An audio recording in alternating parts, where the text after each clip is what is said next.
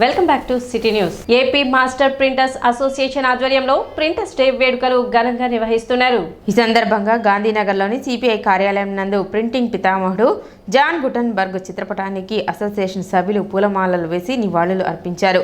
అనంతరం నాజర్పేటలోని మన ఇల్లు వృద్ధాశ్రమం నందు వృద్ధులకు అన్నదాన కార్యక్రమం నిర్వహించారు. ఈ ఎంతో కొన్ని లక్షల మందికి వారు ఈ మిషన్ అత్యంతరం కనబడటం వలన ఉపాధి లభించింది. మరి అప్పటి నుంచి కొన్ని వందల సంవత్సరాలు మరి ఈ ప్రింటింగ్ ప్రెస్ పరిశ్రమ ఎంతో దేదీప్యమానంగా వెలుగుతూ వచ్చింది. మరి తర్వాత 19వ శతాబ్దంలో ఈ కంప్యూటర్ యుగం వచ్చినాక కొంత ఒడిదుడుకులు లోనవుతుంది. అయినా కానీ మరి ప్రింటర్స్ అందరూ ఎంతో అంకిత భావంతో ఇబ్బంది పడుతూ కూడా మరి ఏ అలవాట్లు లేకుండా ఎంతో చక్కగా ప్రజలకు సేవలు అందిస్తున్నారు. మరి వారందరికీ కూడా మరి ధన్యవాదాలు తెలుపుకుంటున్నాము.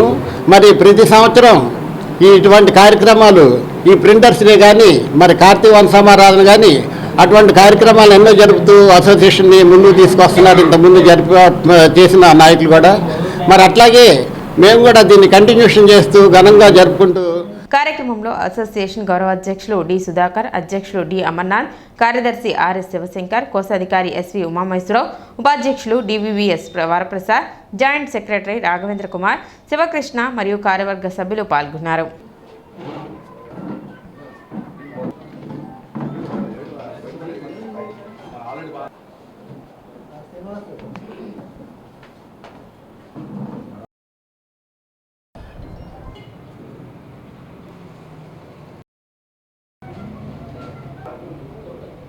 AP master printers association Tenali శాఖ తరపున ఈ రోజున జాన్ గుటెన్బర్గ్ గారి జన్మదినోత్సవాన్ని ఘనంగా జరుపుకుంటున్నాం.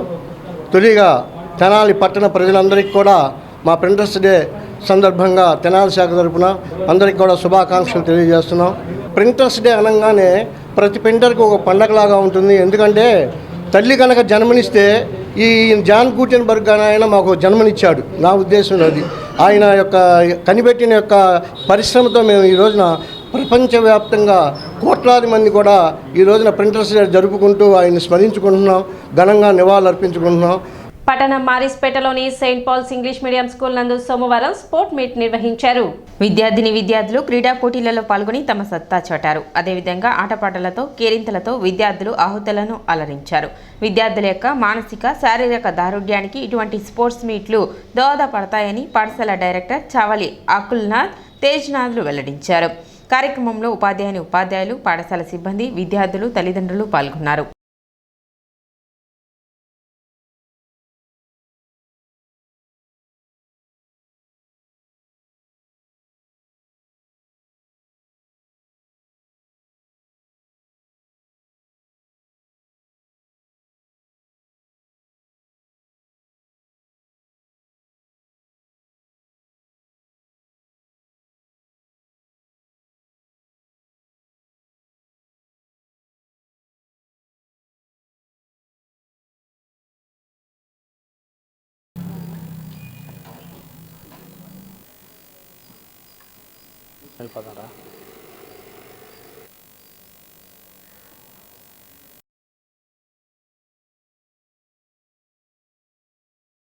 ప్రతి వీక్ ట్వైస్ పిల్లలకి ఆడుకోవడానికి అవకాశం ఇస్తూ ఉంటాం. సో వాళ్ళ ప్రతిభను చూడటానికి ఖచ్చితంగా మరి ఈ స్పోర్ట్స్ మీద అరేంజ్ చేయాలి. ఈ సంవత్సరం అంతా కూడా వాళ్ళు గేమ్స్ ఆడి ఉంటారు. సో ఆడిన తర్వాత వాళ్ళు ఎవరైతే దానిలో ప్రావీణ్యం సంపాదించారో, ఎవరైతే బహుమతి పొందగల కెపాసిటీ ఉందో వాళ్ళు ఖచ్చితంగా అర్హులు కాబట్టి వారికి ఇవ్వాలని కోరికతో ఈ స్పోర్ట్స్ మీట్ అరేంజ్ చేశాం. మానసిక ఉల్లాసానికి అదేవిధంగా ఆరోగ్యపరంగా పిల్లలకు ఉపయోగపడుతుందని మేము భావిస్తాం. అదేవిధంగా ఎప్పటి నుంచి కూడా అలాంటి అలవాటు చేస్తే పిల్లల భవిష్యత్తులో మరి ప్రతి ఒక్కరు కూడా కేవలం చదువులోనే టాలెంట్ కలిగి ఉండరు. ఆటపాటలు కొంతమంది ఉంటారు, కొంతమంది డ్యాన్స్లని, కొంతమంది వివిధ రకాలైనటువంటి టాలెంట్స్ ఉంటాయి. కాబట్టి వాటిని ప్రోత్సహిస్తూ మరి ఆటలు ఎవరైతే రాణించగలరో వాళ్ళు చిన్న వయసు నుంచి ప్రోత్సహిస్తూ మరి భవిష్యత్తులో వారు మంచి దేశానికి కానీ స్కూల్కి సమాజానికి మంచి పేరు ప్రతిష్టలు తేవాలని కోరుకుంటూ state minority finance corporation chairman Maulana Mustaq Ahmed Tenali మండలం తేలపల్లి గ్రామంలో ఎమ్మెల్సీ ఎన్నికల ప్రచారం నిర్వహించారు. తెనాలి మండలం తేలపల్లి గ్రామంలో ఎమ్మెల్సీ ఎన్నికల ప్రచారం నిర్వహించారు. ఎమ్మెల్సీ అభ్యర్థి ఆలపాటి రాజేంద్ర ప్రసాద్కి ఓటు వేసి అఖండ మెజారిటీతో గెలిపించాలని మౌలానా ముస్తక్ అహ్మద్ పట్టభద్రులను కోరారు. ఈ సందర్భంగా మౌలానా ముస్తక్ అహ్మద్ మాట్లాడుతూ ఆలపాటి రాజేంద్ర ప్రసాద్ గెలుపు ఖాయం, మెజారిటీనే ముఖ్యమన్నారు. విద్యార్థి దశ నుండి రాజకీయాలలో ఉండి వేమూరు, తెనాలి నియోజకవర్గాలలో మంత్రిగా, ఎమ్మెల్యేగా అభివృద్ధితో ప్రజలకు ఎన్నో సేవలు చేశారని, ముఖ్యంగా మైనార్టీల అభివృద్ధికి ఆయన ఎంతో కృషి చేశారన్నారు. పట్టభద్రుల సమస్యల పరిష్కారానికి అండగా ఎల్లప్పుడూ అందుబాటులో ఉంటారన్నారు. విద్యార్థులు, ఉద్యోగులు, పట్టభద్రులు ఆలపాటి రాజేంద్ర ప్రసాద్ని అఖండ మెజారిటీతో గెలిపించాలని కోరారు.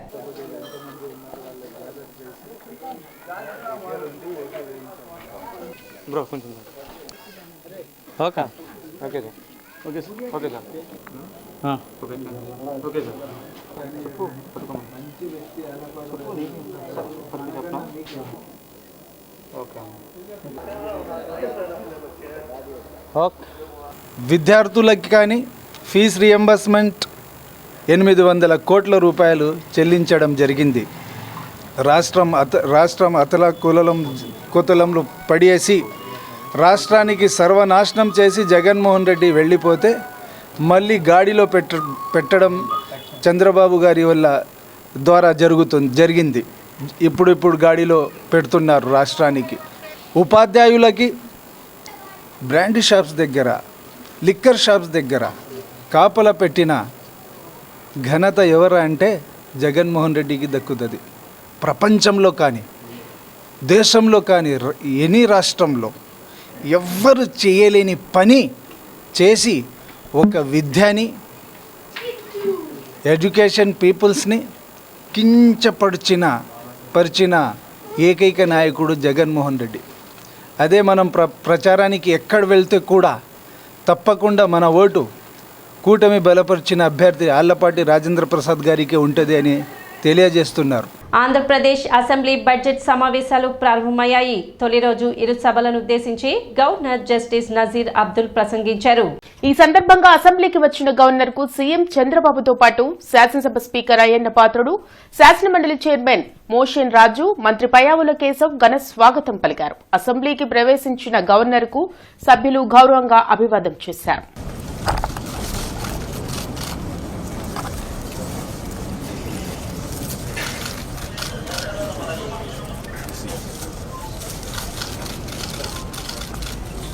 Honorable Governor,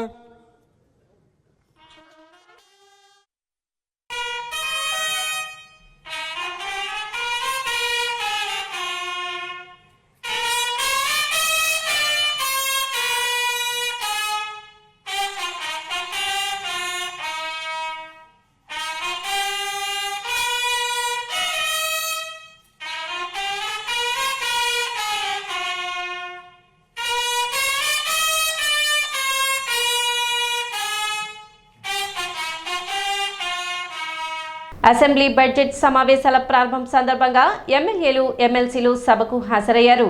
గవర్నర్ ఉభయ సభలను ఉద్దేశించి ప్రసంగిస్తూ ఉండగా తమను ప్రతిపక్షంగా గుర్తించాలంటూ సభలో వైఎస్ జగన్ నేతృత్వంలో నినాదాలు చేశారు.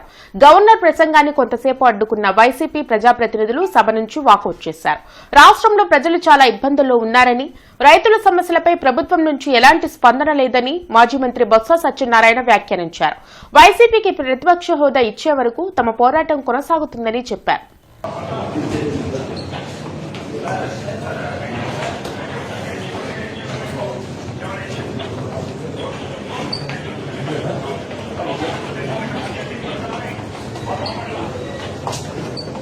అసెంబ్లీ బడ్జెట్ సమావేశాల ప్రారంభం సందర్భంగా గవర్నర్ జస్టిస్ నజీర్ అబ్దుల్ ఉభయ సభలను ఉద్దేశించి ప్రసంగించారు.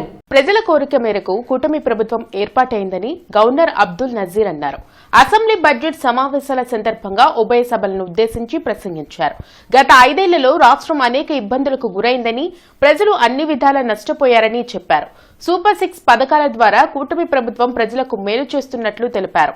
అధికారంలోకి వచ్చిన వెంటనే ల్యాండ్ టైటిలింగ్ యాక్ట్ రద్దు, మెగా డిఎస్సీపై సంతకం, అన్నా క్యాంటీన్లు ఏర్పాటు చేసి పేదల ఆకలిని కూటమి ప్రభుత్వం తీరుస్తున్నట్లు చెప్పారు. రాష్ట్రంలో కూటమి ప్రభుత్వం అధికారంలోకి వచ్చాక తలసరి ఆదాయం పెరిగిందని ప్రతి నెల 1వ తేదీన ఇంటికి వెళ్లి సామాజిక పింఛన్లు పంపిణీ చేస్తున్నట్లు గవర్నర్ పేర్కొన్నారు. 22 కొత్త విధానాల ద్వారా సుస్థిర వృద్ధికి బాటలు వేసినట్లు చెప్పారు. విశాఖ ఉక్కు పరిరక్షణ, రైల్వే జోన్ హామీలను అమలు చేసినట్లు తెలిపారు. పీపుల్స్ ఫస్ట్ విధానంతో స్వర్ణాంధ్ర సాధనకు సమగ్ర రోడ్ మ్యాప్ ను సీఎం చంద్రబాబు సిద్దం చేసినట్లు వివరించారు. స్థానిక సంస్థలు నామినేటెడ్ పోస్టుల్లో బీసీలకు 34% రిజర్వేషన్ కల్పించామన్నారు. 2027 నాటికి పోలవరం పూర్తి చేస్తామని గవర్నర్ తన ప్రసంగంలో వెల్లడించారు. In office, my government, under the visionary leadership of Honorable Chief Minister Sri Chandrababu Naidu Garu, has conceptualized Super 6 promises and has steadfastly begun working towards the welfare of the people and the revival of the state, reviving the past glory of brand Andhra. Within the first few days, we have taken decisive steps to fulfill our commitments and bring tangible improvements in people's lives. My government, guided by the vision of Viksit Bharat, is implementing a comprehensive roadmap to achieve Swarna Andhra at 2047 with a people-first approach. By focusing on a 15% plus growth rate, the state is leveraging its unique inner strengths to become a rupees 308 lakh crore economy with a per capita income of rupees 58 lakhs to become wealthy, healthy and happy, sustainable and most livable society by the year 2047, making 100 years of independent India. Governor ప్రసంగం సమయంలో YCP ప్రవర్తన సరైంది కాదని deputy CM Pawan Kalyan అన్నారు. Assembly media point లో ఆయన మాట్లాడారు. ప్రతిపక్ష హోదా ప్రజలు ఇస్తే వస్తుంది కానీ ఎవరో ఇచ్చేది కాదన్నారు. ఇప్పటికైనా దిగజారుడు రాజకీయాలను వైఎస్ఆర్ కాంగ్రెస్ పార్టీ మానుకోవాలని సూచించారు. 11 సీట్లు వచ్చిన వైసీపీ ప్రతిపక్ష హోదా నిబంధనల ప్రకారం రాదని పవన్ కళ్యాణ్ స్పష్టం చేశారు. ఓట్ల శాతం ప్రకారం హోదా కావాలంటే జర్మనీకి వైసీపీ నాయకులు వెళ్లాలంటూ వ్యంగ్యంగా వ్యాఖ్యానించారు. మాకు ప్రతిపక్ష హోదా ఇవ్వాలి అనేది చాలా బలంగా మాట్లాడుతూ వచ్చారు.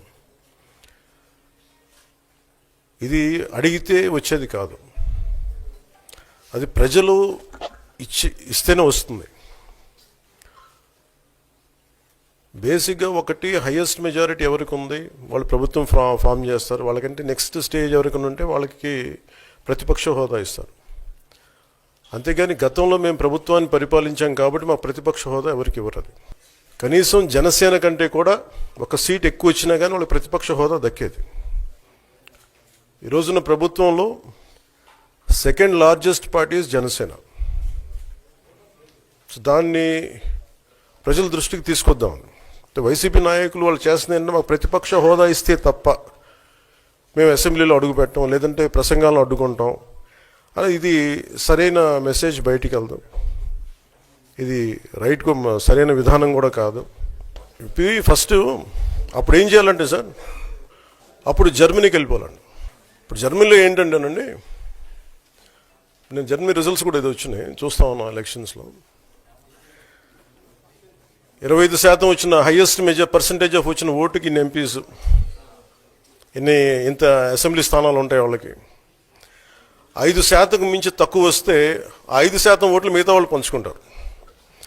మనకు అలాంటి బెనిఫిట్ మనకు లేదు కాబట్టి మన రాజ్యాంగంలో లేదు. వాళ్ళు మంకుపట్టు పడితే they are free to go to Germany. Thank you. City news ముగించే ముందు ముఖ్యాంశాలు మరోసారి.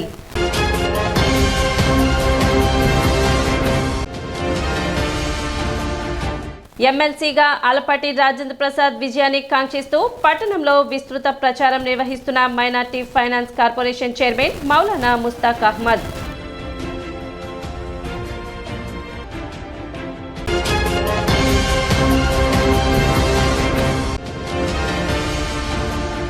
సోమవారం నుండి ప్రారంభమైన ఆంధ్రప్రదేశ్ అసెంబ్లీ బడ్జెట్ సమావేశాలు.